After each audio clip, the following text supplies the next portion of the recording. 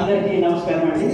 వేదిక మీద ఉన్న గౌరవ ఎమ్మెల్యే గారికి, అధికార ప్రతినిధులకి అందరికీ, అలాగే నా తోటి శాస్త్ర ప్రధానంగా ఇవన్నీ సమీక్ష అనేది రైతుకు లాభసాటి చేయాలని ఆలోచన చేస్తున్న ఒక ప్రయత్నం ప్రభుత్వ పరంగా మీకు సలహాలు సూచించడంతో పాటు ప్రభుత్వం చేస్తున్న ఆలోచనకు అనుగుణంగా రైతులు ఇబ్బందులు ఇంకా ఉన్నాయని తెలుసుకోవడంలో ప్రధాన భూమిక ఈ సమావేశం.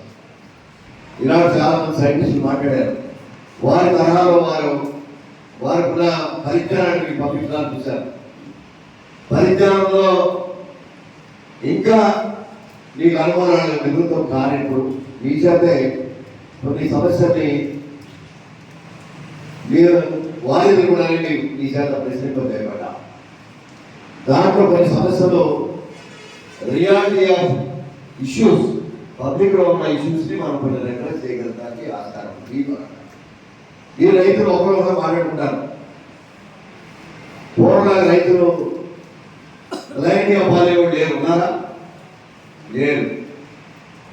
ఏది లాభసాటి వ్యవసాయమో దాంట్లో ప్రయత్నం చేస్తూ ఎవరైతే బాగా పండిస్తూ ఉన్నారో, ఏ విత్తనం ద్వారా ఏ పంటలు వేసుకుంటే లాభసాటి ఆలోచన చేసే రైతులు ఈరోజు మెండుగా ఉన్నారు. వారికి హృదయపూర్వక అభినందనలు.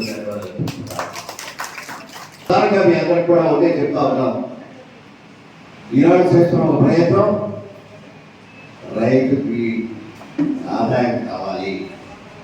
వ్యవసాయం మీద ఆధారపడిన కుటుంబాలు ఈ రాష్ట్రంలో, ఈ దేశంలో కూడా మెండుగా ఉన్నాయి. వారికి ఇందాక మా నాయకుడు ఒకరు మాట్లాడాడు. ఒక ఉపసాగం ఉంటే నెలకి 10,000 జీతం వస్తుంది.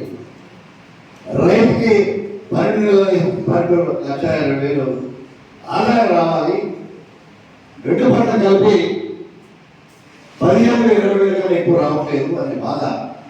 ఇది నిజం. వస్తే 25,000 రావచ్చు.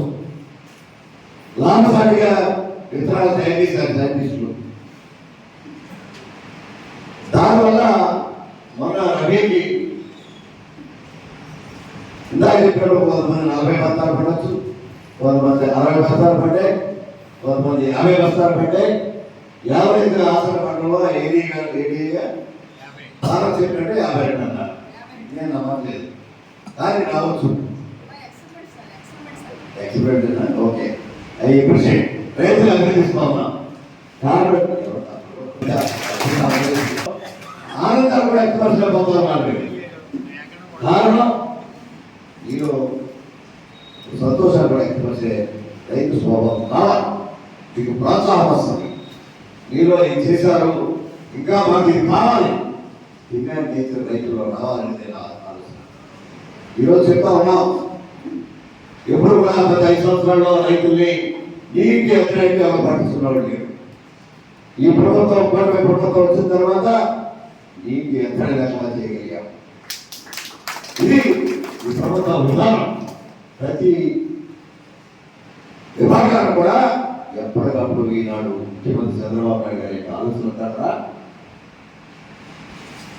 ఎక్కడ సమస్య రాకుండా ఈ ప్రభుత్వం నడపాలి అనే ఆలోచనతోటి ఇవాళ వ్యవసాయ విభాగంతో, వ్యవసాయదారులతో సంఘాల కార్యక్రమం, ఇటు కేంద్రం రాష్ట్రం కలిపి ఈ కార్యక్రమాలు చేపట్టాయనే విషయాన్ని కూడా స్పష్టంగా చెప్తా ఉన్నాం. ఆలోచన కేంద్రం వారి యొక్క స్కీములు ఎన్ని రన్ అవుతున్నాయనే మాట కూడా చాలా ఉన్నాయి. కానీ ఈనాడు దానికి చెప్పారు, రైతు భరోసా కేంద్రాలు ఉన్నాయి, దానికి సరైన పద్ధతులు లేవని చెప్పి రైతు కంప్లైంట్ చేశారు. దాన్ని సరి చేసే బాధ్యత మాది, మా ప్రభుత్వాన్ని చెప్తా ఉన్నా. ఈ విషయంలో స్పష్టమైన వైఖరి.